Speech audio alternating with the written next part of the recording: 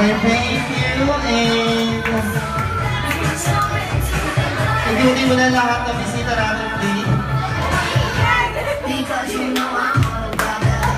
And say bye-bye sa bisita natin. Tayo mo kay Mami sa first birthday ni Kelsey.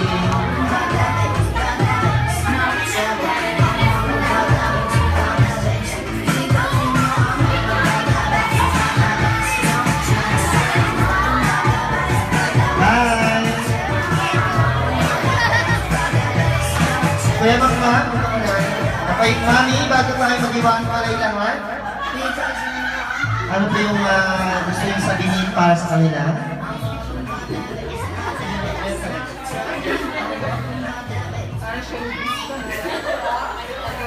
Thank you po sa mga nagpunta. Masaya niyo po yung birthday ni Kelsey. Yun lang po. Thank you po.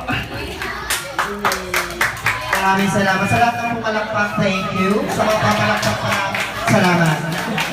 Maraming salamat bago tayo mag-iwagi-walay lahat. Yung mga balons na nandiyan sa side, pwede nyo lang kunin. And also yung mga balons din po sa mga tables natin, pwede nyo lang kunin. Bigyan natin sa mga kids.